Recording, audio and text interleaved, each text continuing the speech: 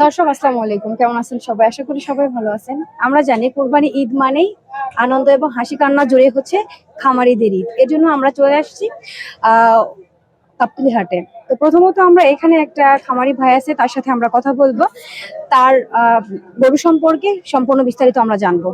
আসসালামু আলাইকুম। ওয়ালাইকুম সালাম। কেমন আছেন ভাই? আলহামদুলিল্লাহ। নাম কি আপনার? আমার নাম আতর রহমান। কোথা থেকে আসছেন? মানিকগঞ্জ। মানিকগঞ্জ? জি। চেনা চেনা গন্ধ লাগতেছে। আচ্ছা, পাশের গরুটি কার? পাশের গরুটি আমার। কয়টা গরু আনছেন? একটাই পালছি, একটাই আনছি। মূলত আপনি কি করেন? মূলত তো খামারি মানে কৃষি কাজ করি। আচ্ছা ঠিক আছে, গরুটি কোনো নাম রাখছেন? হ্যাঁ, শান্তবাবু। মাশাআল্লাহ, গরুটি শান্ত দেখেই। হ্যাঁ, শান্ত। আমার ছোট একটা ছেলে আছে, অথচ তারে কোনো কিছু পায় না। এই জন্য ছেলের সাথে মিলিয়ে নাম রাখছেন শান্ত বাবু।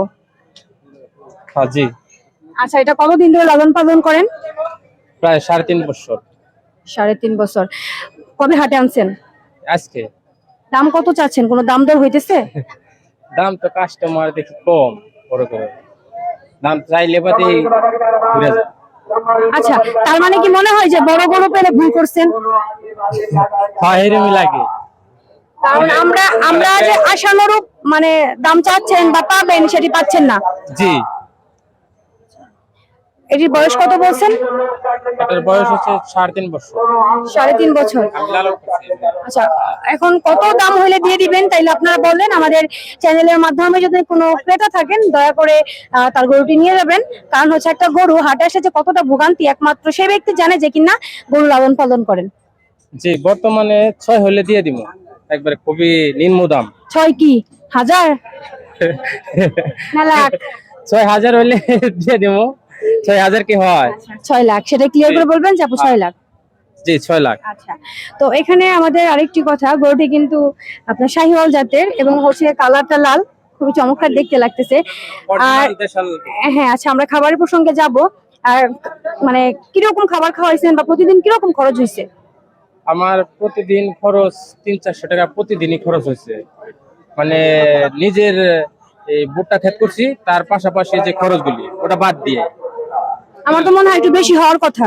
বেশি হওয়ার কথা, নিজের ওই যে জমি থেকে আমি ভুট্টার এই চাষাবাদ করে গরুটা আমি করছি। হ্যাঁ, ভুসি টুসিটা কম খাওয়াইছে। এমনি কোনো ফিড ফুড বা অন্য কোনো মেডিসিন জাতীয় আমি গরুর খাওয়াই নাই। আচ্ছা আচ্ছা, এখন এই গরুটি যদি বিক্রি হয়ে যায়, আবার কি ভবিষ্যতে কি বড় গরু পালন করার ইচ্ছা আছে? না, কোনো পদে না, আমার সম্ভব না। তার মানে কি ফাইসা গেছেন? হ্যাঁ, ফাইসা গেছি। তাই মনে হইতেছে যে বড় গরু পালা মানে ফাইসা যাওয়া।